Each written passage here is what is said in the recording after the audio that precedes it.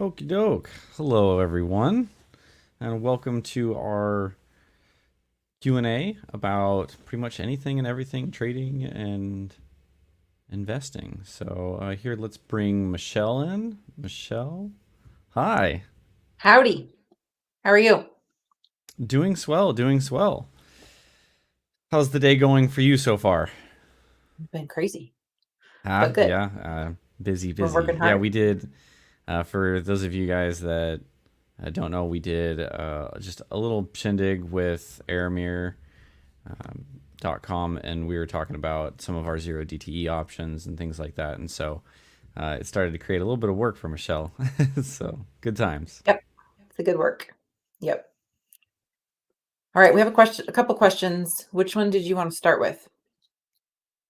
Uh, I don't know, just throw one at me. We'll dig Okay. right into it. So, um, we got a question last week. It says, I live on dividends from my equity portfolio, but even though they are steady, they do not increase very much over time. Therefore, I'm reluctant to move significant asset allocation over to Awake or Adapt. How do you suggest someone in this position handles that? Yeah, so this is it's not always like this, but this is probably more someone that's geared towards or that's already set up and retired, or basically is one of those situations where they don't exactly have income stream from like a job per se. But if you kind of think about it like the dividends are a job, right, or like your basic income stream, what ends up happening is you can kind of treat a side investment like, say, one of the adapt options, or even maybe another portfolio. It just depends on how you've set up your dividends. So like if I were to be in that situation where I've got dividends that are coming in, I want to know, do I have any room? Do I have any overhead to allocate capital from my living expenses? Right? So if I'm living right up to the maximum of my dividends of what they're paying me, then there really is no risk that's allowed inside that income stream, right? Because you need the full amount of those dividends, right? And so that's kind of how I would be thinking things. But if I could either reduce some of my living expenses, or I'm already, my dividend payments are well above and I'm already reinvesting things and stuff like that. If I'm reinvesting dividends, then that means that I could at least take a certain portion of those. So, like let's say I've got like take 10% of liquidity or of the dividend stocks that I've got. I could take 10% out, and it really wouldn't affect my lifestyle or anything like that. And yeah, my dividend payments would be lower, but I could pull that into say a new strategy, whether it's ours or whether it's something else that you're running, or it's a different investment, maybe it's a single stock, whatever. We could put that over there and it really wouldn't affect my lifestyle. And then what you could do is, as that investment grew, right, you could then take either the margin from it, if it was like a single stock investment, and put it back into your dividends, and then you'd be fine, right? Or what you could do is, or what we could do is, you'd sit there and let that in, if it's a strategy like an option strategy or something like that, let it build up and pay for itself.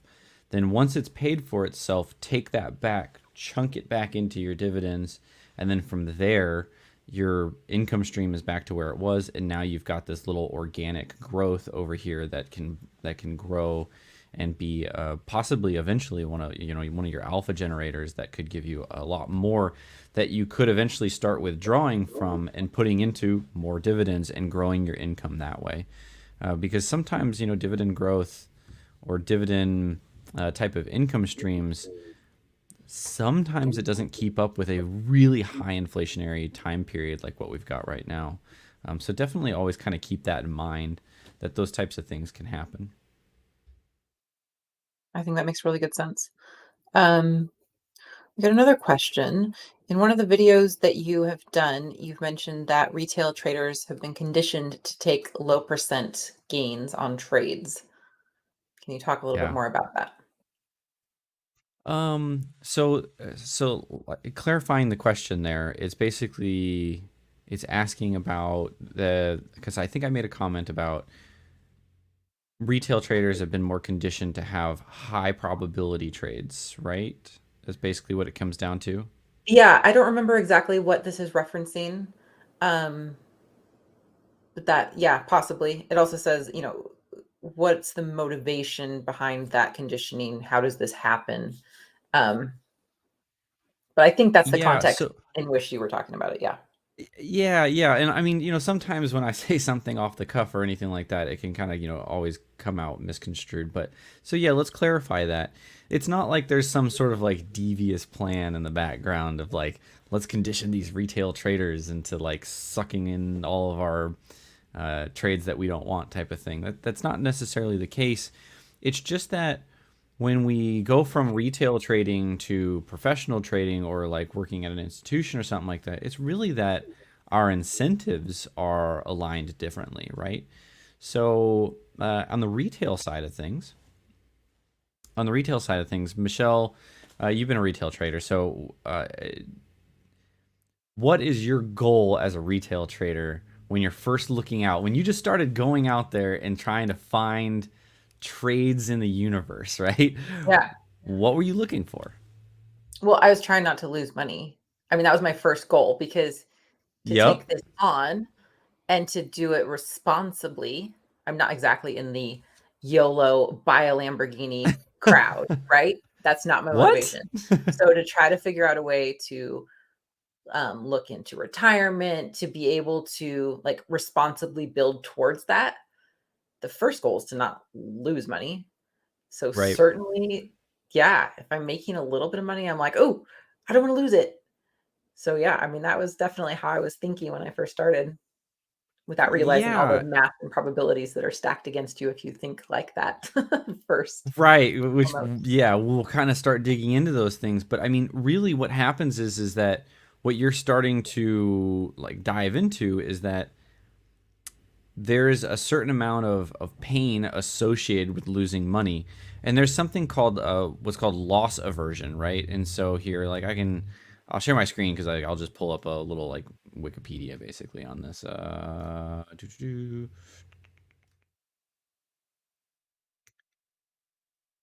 So here is so here's, like I said, a Wikipedia about loss aversion, right? And this is just if you want to go in and dig into the like what the definitions are and things like that. But basically, long story short, is that the feeling of a loss is much more powerful than the feeling of a gain, right? And it's just human nature. Like I said, there's no devious thing in the background that's like sitting there trying to fool all these retail traders or anything like that. It's just because the vast majority of people, right? And of course, retail traders are the vast majority, right? Like at least of the retail traders, right? Because that's who they are. We're regular people. And when we're regular people that aren't, let's see, financially educated as far as like in, actual finance or probability and stats or,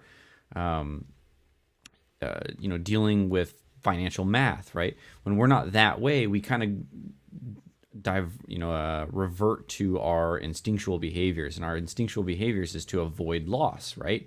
And it's a survival mechanism, right? Pain is meant to be pretty intense because we don't want to feel it again, right? And people that got hurt, back when we were caveman or before that, right? Sometimes when you get hurt, you die. So you really, really don't want to get hurt. There's a very important thing to not get hurt. It's like if you touch something when you're young and something burns yourself, or you burn yourself on a stove or something like that, or a hot iron, you never touch that thing again. And it's a survival mechanism. You don't want to feel that. Well, the emotional pain of losing is far more too. So so here's this kind of like the theory of loss aversion, right? And you can see across here, basically, if you look at the height of the intensity of the gain over here of 100 euro, right, versus the loss of 100 euro, it's actually more. So this is just a good like graphical representation of kind of what it is. In general, I think in general what I've heard before just kind of, throwing it out there on the street, is like it's about 3 times as much pain in the loss as it is a gain. But, it's probably, each person's a little bit different. In general, when I was dealing with behavior, right? So I studied behavior analysis and behavior sciences in my undergrad, and I took grad school classes about it too. And what we noticed, right, was that in general, to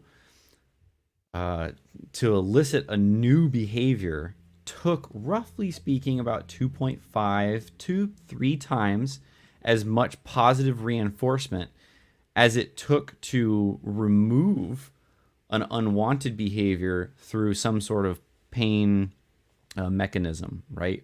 So it's across all organisms. It's like that. So what ends up happening is retail traders, if you introduce a strategy to a retail trader that is, you're going to lose 9 out of 10 times, but that one winner is going to make up for it. It's not a lottery ticket, so it's not like that one winner is going to take care of thousands of bad losses. No, it's just that one is going to take care of 100, say The 10 other nine. losses, right? Yeah. So if we kind of think about that, right? Would that be a good system for the average person?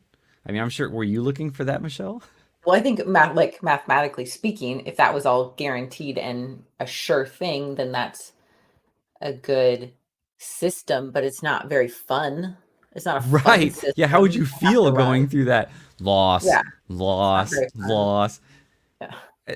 And then after 9 times of loss, you have this doubt that you're like, is it going to work again? And then Yeah. in probability worlds, right? Let's kind of dig through that further, because 9 times in one win, that's not guaranteed on a probability basis, right? You could actually run 3 cycles. So you could actually do, roughly speaking, maybe 28 or so losses in a row before Yeah. you had gains, And right? you'd be doubting yourself and the system so much by the time you got Exactly. to 29. Which is exactly why it doesn't work on the retail land. So that's kind of why I was like, in general, retail is built this way to avoid these losses and to lean towards higher probability trades. Now, most of the time, the super high probability trades, I feel like, are more uncomfortable to me, because it feels like I'm picking up dimes in front of a steamroller type of thing, right? Like it's like win, win, win, win, then just wham, and it just absolutely nukes you. Yeah. But that's how it goes when you're using a high probability system. And we can try to make things that mitigate it, like putting in stop losses, or some fancy adjustments and things like that a lot of retail systems do. And they just try to make you feel a little bit better about trying to control that, and getting it to where there's a higher probability. But no matter what, when you get nuked, you just get nuked, right? There's risk in the trade. I mean, our intraday calendars are, a little bit over 80% success rate. But still, I mean, sometimes your loss is about twice as big as your gain, right? That Well, just kind of happens. the thing I've And been noticing too is it's so important to allocate correctly, because I've been on, as we were introducing this and sort of ramping up a bit, and I was introducing different accounts and things to this. I was not always allocated correctly, and it just seems inevitable that we would have losers on the days where I was correctly allocated, and we'd have winners on the days that I was not yet sized big enough. So that even adds to the psychology, I think, of it too. You yeah, want to and make sure that you're and that totally goes into, is a trade also just scalable in general, or how are you managing capital as far as scaling, right? Like before you and I started working together, how often was that brought up, whether a strategy was scalable or not?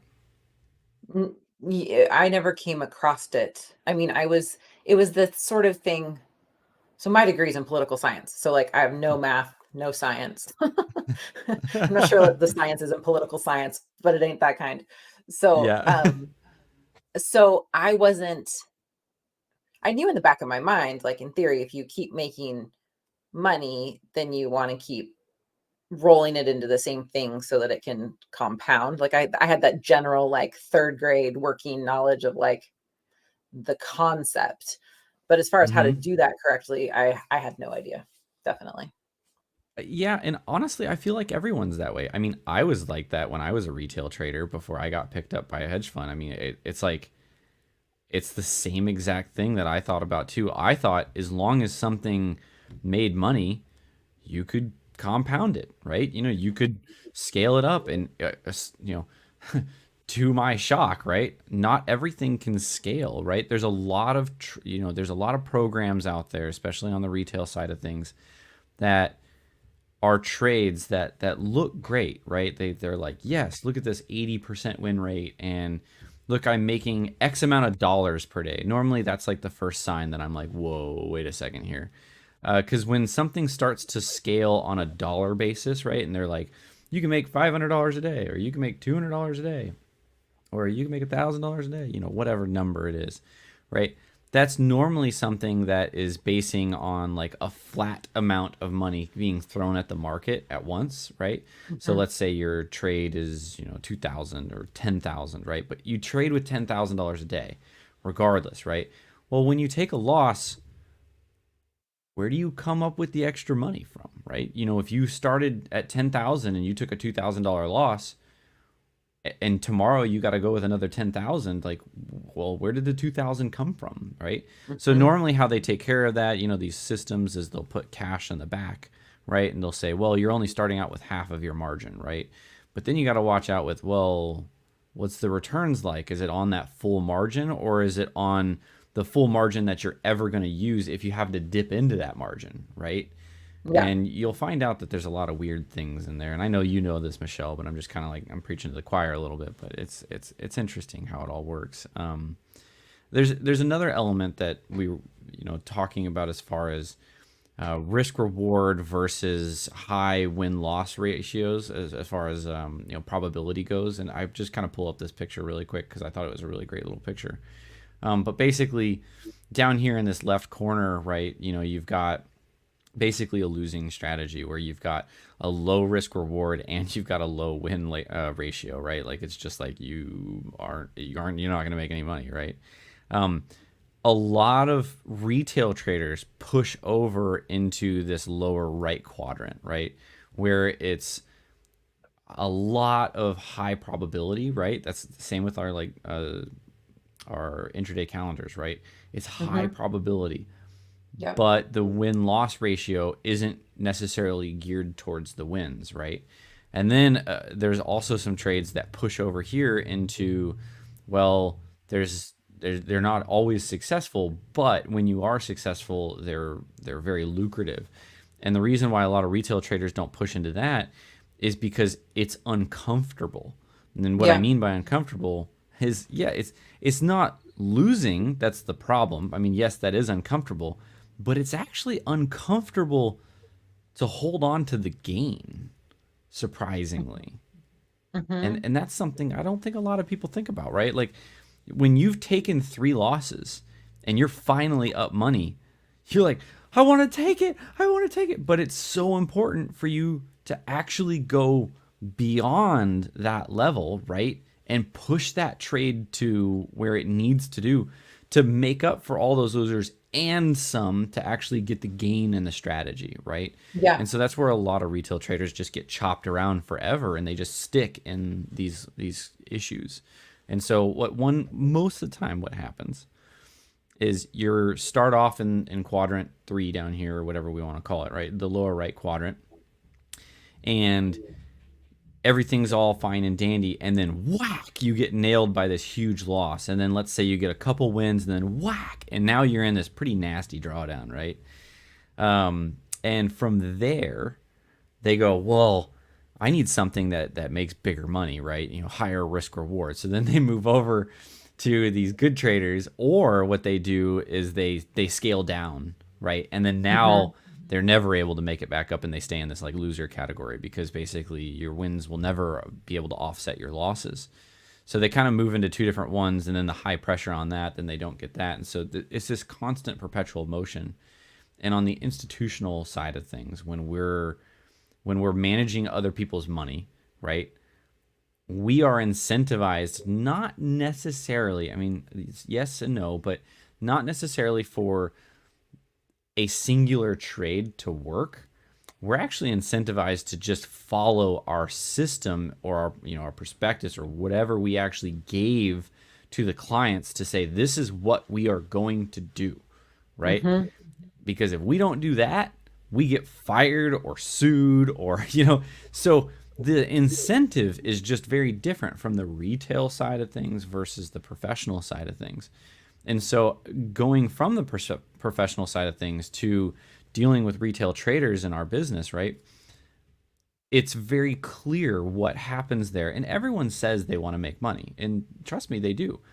But it's surprising how much those emotions or those natural tendencies to loss aversion and that pain and even greed, and it just, you start to bend these probabilities, you start to bend these strategies, and then some people get very arrogant and sit there and go into a trade and say, I can make this thing win more, right? And then you end up losing and things like that. And so it's interesting Mm-hmm. how all of these little things get in. So Well, and I yeah. think the way that I've changed my thinking over the last while, um, because I definitely don't like losing. Of course, I don't like losing, Hmm. but I've number one, I make sure that I have confidence and the facts of the systems that I'm trading, that everything is quantified very Right. specifically so that I know exactly what the statistics are based on,